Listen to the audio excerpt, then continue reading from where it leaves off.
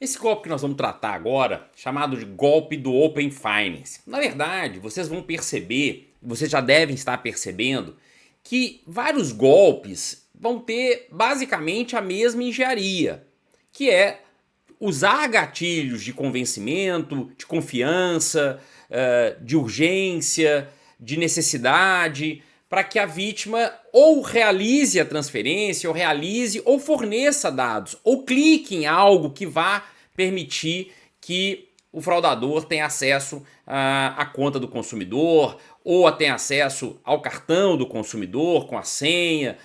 De uma certa forma, muitas das fraudes elas são semelhantes, mas elas vão ganhando determinados nomes, embora sejam semelhantes a outras fraudes, em razão da tecnologia e em razão das coisas que vão surgindo no sistema bancário. Então, o Open Finance ele surge a partir de 2020 e ele surge com a proposta de compartilhamento de dados. Nós vamos ter uma aula só de Open Finance na nossa pós-graduação. Então, a ideia do Open Finance é possibilitar que o consumidor ele compartilhe os seus dados bancários para outras instituições para que ele tenha mais facilidade de ter acesso ao crédito, para ele ter juros menores, porque uma vez que os bancos conheçam a sua vida financeira, então se eu tenho uma conta no Banco do Brasil e eu aceito compartilhar os meus dados, isso que é o Open Finance, o Open Banking, o Open Finance, né? Primeiro foi o Open Banking para depois utilizar o Open Finance, que é o compartilhamento desses dados. Os outros bancos poderão, ao conhecer a minha vida financeira, dizer, olha, o Leonardo realmente ele é um bom pagador, ele tem financiamentos, ele tem empréstimos, os cartões que ele tem, ele paga, então ele é um bom pagador, ele é um bom cliente, portanto ele merece ter uma situação diferenciada aqui no empréstimo que ele solicitar, ele pode ter uns juros mais interessantes, né? Menores, por exemplo, do que outras pessoas que apresentam maiores riscos. Então, a partir do momento que foi divulgado essa questão do Open Finance dentro do mercado, o que começa a aparecer? Mensagens por SMS, pelo WhatsApp, de que para você conseguir o Open Finance, você precisaria fazer um cadastro.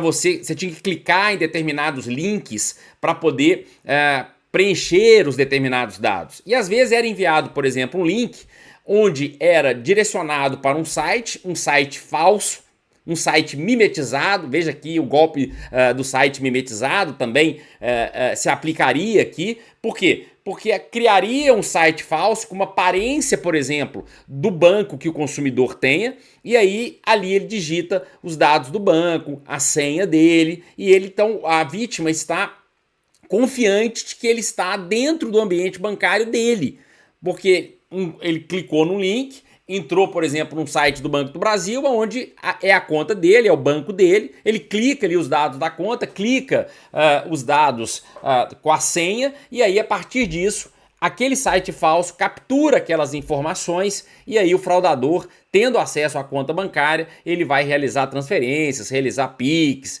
e etc. Então, ele ficou conhecido como golpe do Open Finance porque ele vai utilizar esse gatilho do Open Finance, que foi então divulgado no mercado como algo que seria positivo para os consumidores a partir desse compartilhamento, que teria que ser autorizado pelos clientes e que, portanto, eles teriam taxas de juros mais benéficas, e utiliza então essa gatilho do Open Finance para que o consumidor, a vítima, então, ele clique em links, ele vai fornecer dados cadastrais que os fraudadores, então, capturam através desses links, através desses sites falsos, e a partir desses dados, os fraudadores realizam transferências, vão realizar PIX. Então, vamos lá visualizar esse resumo aí do que seria esse golpe do Open Finance. Criminoso, ele vai enviar SMS, né, mensagem de WhatsApp, se passando por uma instituição financeira com a alegação do Open Finance, né? A mensagem informa a existência de uma suposta pendência, solicitação de compartilhamento de dados ou uma necessidade de confirmação do Open Finance para que o consumidor, a vítima, possa se beneficiar desse novo sistema. Para aumentar a credibilidade, ele vai utilizar o logotipo, linguagem técnica, uma identidade visual semelhante às do banco. Então aqui, veja aqui o gatilho da confiança. Primeiro ele atrai o consumidor através da confiança, se passando pelo banco, dando uma impressão de que realmente é o banco, é o atendente do banco que está ali por trás. A vítima ela vai ser induzida a clicar num link que vai direcionar para uma página falsa. Normalmente o golpe do Open Finance ele funciona nesse sentido, né, com sites falsos, mimetizados, semelhante ao ambiente oficial da instituição financeira. Então ele é induzido a entrar num site, ao clicar parece que ele está no site do Banco do Brasil, do Banco Itaú, etc, mas não é, é um site falso, aonde ao preencher com dados, o fraudador vai capturar esses dados. No site fraudulento são solicitadas credenciais de acesso, senhas, tokens ou código de autenticação. Ou seja, tudo aquilo que é necessário para uma validação de uma conta bancária, através desse site mimetizado, através desse site falso, ele vai capturar todas estas informações. Então ele é muito semelhante, o caminho é o mesmo do site mimetizado. A diferença é que o início dele, o convencimento dele é através da questão do Open Finance. Por isso que foi conhecido como golpe do Open Finance, porque a mensagem inicial era sobre o Open Finance, sobre as benesses, né, sobre os benefícios, e que faltaria ali uma validação cadastral, né, faltaria ali dados que o consumidor precisaria informar para poder se valer ali do Open Finance. Então, de posse das informações, os criminosos acessam a conta da vítima, realizam transferências, pagamentos, contratações de crédito não autorizada. Então a fraude, o que ela explora? Vai explorar a confiança do consumidor no sistema Open Finance, que ele quer se aproveitar desse novo sistema, o desconhecimento sobre os procedimentos oficiais de compartilhamento de dados. Então aqui qual é o cuidado que você precisa ter nesse golpe do Open Finance e também do golpe do site mimetizado?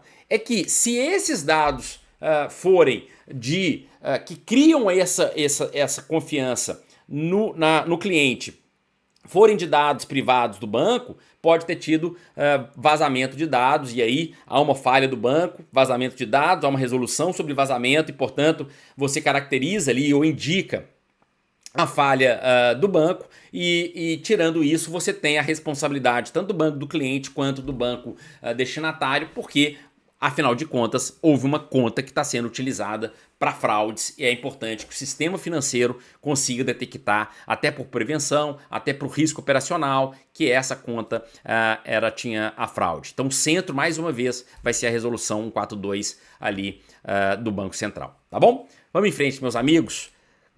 Continuando ainda falando sobre fraudes.